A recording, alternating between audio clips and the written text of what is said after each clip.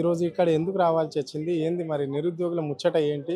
ఇక్కడ భారీ ఎత్తున కూడా బీఆర్ఎస్ ఆధ్వర్యంలో నిరుద్యోగుల సంగ్రామన సదస్సు అని చెప్పేసి కూడా ఇక్కడ పెట్టడం జరిగింది. సో మరి ఇంతగానం నిరుద్యోగ యువత రావడానికి ప్రధాన కారణం ఏంటి? నమస్తే అన్న, నా పేరు మనీషా. ఆ, నేను ఇదే విద్యార్థుల కోసం కొట్లాడదామని చెప్పేసి బీఆర్ఎస్పీలో జాయిన్ అవ్వడం జరిగింది. ఆ, అదే ప్లాట్ఫామ్ గా నేను కొట్లాడడం కూడా జరుగుతుంది. ఆ, ఈ రోజు చూసుకుంటే ఇక్కడ ఇంత వేలాది మంది, లక్షలాది మందిలో కూడుకుని ఉమ్, నిరుద్యోగుల గురించి మరియు స్టూడెంట్స్ గురించి డిస్కస్ చేయడం జరుగుతుంది. ఇదే ప్లేస్ ఎందుకు అనంటే, గతంలో చూసుకుంటే ఇదే సభ మధ్యలో రేవంత్ రెడ్డి గారు ఎన్నెన్నో వాక్యాలు మాట్లాడినారు, ఎన్నెన్నో హామీలు ఇచ్చినారు. అవి గాలికే పోయినాయి. చూసుకుంటే విద్యార్థుల కోసం స్కాలర్షిప్లు, రియంబర్స్మెంట్లు రిలీజ్ చేస్తామని చెప్పినారు, కానీ అవి అటే పోయినాయి.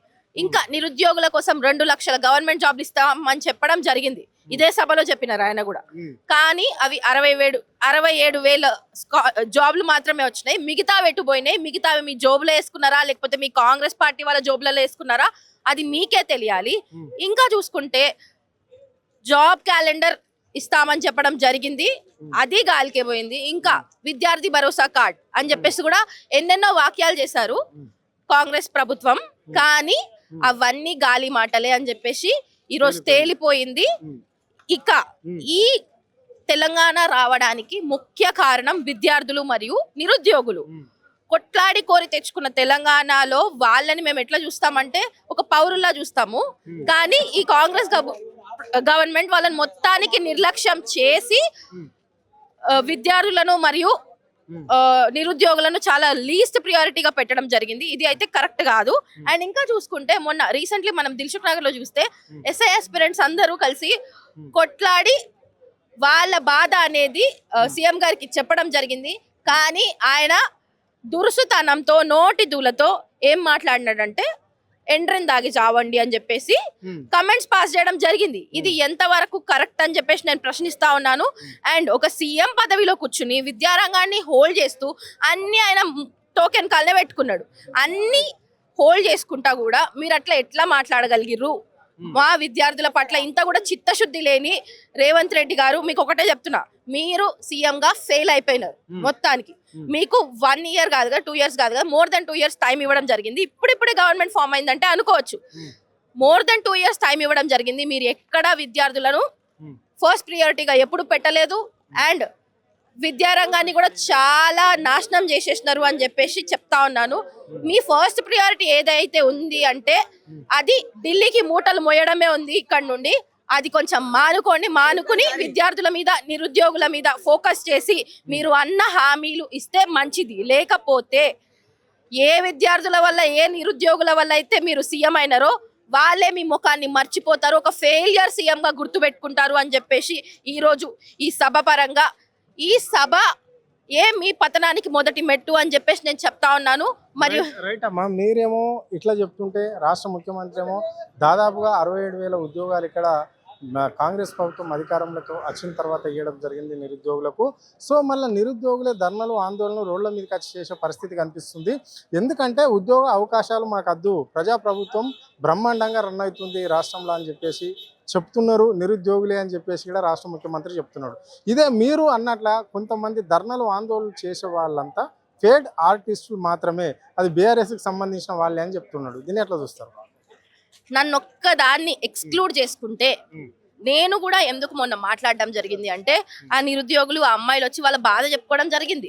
ఇప్పుడు బాధ చెప్పుకోవడానికి వెళ్తే ఎండిన దాగి సావమంటున్నావు, నువ్వేం సీఎం అయ్యా అని చెప్పేసి నేను ప్రశ్నిస్తా ఉన్నాను.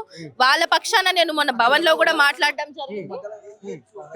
వాళ్ళ పక్షాన మొన్న నేను కూడా భవన్ లో మాట్లాడడం జరిగింది. చూసుకుంటే నేను వాళ్ళ తరపున మాట్లాడినా అని చెప్పేసి నన్ను కూడా కమెంట్స్ లో అడ్డమైన వాక్యాలతో తిడుతున్నారు. ఇవన్నిటికీ లొంగేది కాదు బీఆర్ఎస్ ప్రభుత్వం. ఎన్నెన్నో ఉద్యమాలు చేసి తెచ్చుకున్న తెలంగాణ ఇది. ఎన్నెన్నో ఉద్యమాలు చేసి తెచ్చుకున్న తెలంగాణ ఇది. మీరు ఇప్పుడు ఆయన చెప్పినవన్నీ గాలి మాటలే. అట్లాంటోడిని మనం ఎట్లా నమ్ముతాము అని చెప్పేసి నేను ప్రశ్నిస్తా ఉన్నాను. సరే, 67,000 జాబ్లు ఇచ్చినారు, సరే వాటికి ఎగ్జామ్స్ కండక్ట్ చేసింది ఎవరు? బీఆర్ఎస్ ప్రభుత్వం. మొత్తం రిజల్ట్ రిలీజ్ చేసింది ఎవరు? బిఆర్ఎస్ ప్రభుత్వం. లాస్ట్ కి నువ్వు పాస్ అయినవరా బై, నీకు జాబ్ అని చెప్పి నువ్వు క్రెడిట్ మొత్తం కొట్టేస్తా అంటే మేమేమన్నా గాజులు వేసుకొని కూర్చున్నామా? నాకు అర్థం కాదు. అండ్ ఇక్కడ ఇప్పుడు విద్యార్థులు లేరు, నిరుద్యోగులు లేరు, వాళ్ళంతా మాకు ఫేవరబుల్ గానే ఉన్నారు అని చెప్పేసి మాట్లాడుతున్నారు. ఈ జనమంతా ఎవరు? వీళ్ళందరికి మేమేమన్నా పైసలు ఇచ్చి తెచ్చుకున్నామా అని చెప్పేసి మాట్లాడుతున్నాను నేను. వచ్చిన వాళ్ళందరూ మోస్ట్లీ యూతే ఉన్నారు, నిరుద్యోగులే ఉన్నారు, విద్యార్థులు మాత్రమే ఉన్నారు. అండ్ వాళ్ళని గైడ్ చేయడానికి ఎక్కడో ఒక దగ్గర పెద్దవాళ్ళు రావచ్చు, కానీ ఇది మాత్రం యువత కోసం పెట్టిన సభ. యువతని ముందుకు తీసుకెళ్లి వాళ్ళ కోసం కొట్లాడాలని పెట్టిన సభ ఇది. ఈ సభ ప్రకారంగా చెప్తున్నా, ఈ సభ మాత్రమే మీ పతనానికి మొదటి మెట్టు అని చెప్పేసి నేను హెచ్చరించడం జరుగుతుంది. జై తెలంగాణ. Thank you. ఇది పరిస్థితి. అంటే ఇక్కడ యువత మొత్తం మీద బగ్గున మండిపోతున్నారు అని చెప్పేసి కూడా ఆమె చెప్పడం అనేది అయితే జరిగింది. అంటే కాంగ్రెస్ పార్టీ ఏదైతే హామీ ఇచ్చిందో ఏ ఒక్క హామీ కూడా నెరవేర్చలేదు. ఇక్కడ రైతులకే కావచ్చు, ఇక్కడ యావత్ ప్రజలకు కావచ్చు, ఇక్కడ నిరుద్యోగులను అయితే నిట్టా ముంచేసింది అని చెప్పేసి కూడా ఆమె చెప్పడం జరిగింది. అంటే ఆయన ఇష్టానుసారంగా రాష్ట్ర ముఖ్యమంత్రి వ్యాఖ్యలు చేస్తుంటాడు. ఒకసారేమో మృతిపోయిన బెండకాయలు అంటాడు, ఒకసారి వీళ్ళతో అయ్యేదేమున్నది పోయేదేమున్నది, వీళ్ళు ఫేక్ ఆర్టిస్టులు అంటాడు, ఒకసారేమో ఇండ్రింగ్ దాకా సావాలి అని చెప్తున్నాడు.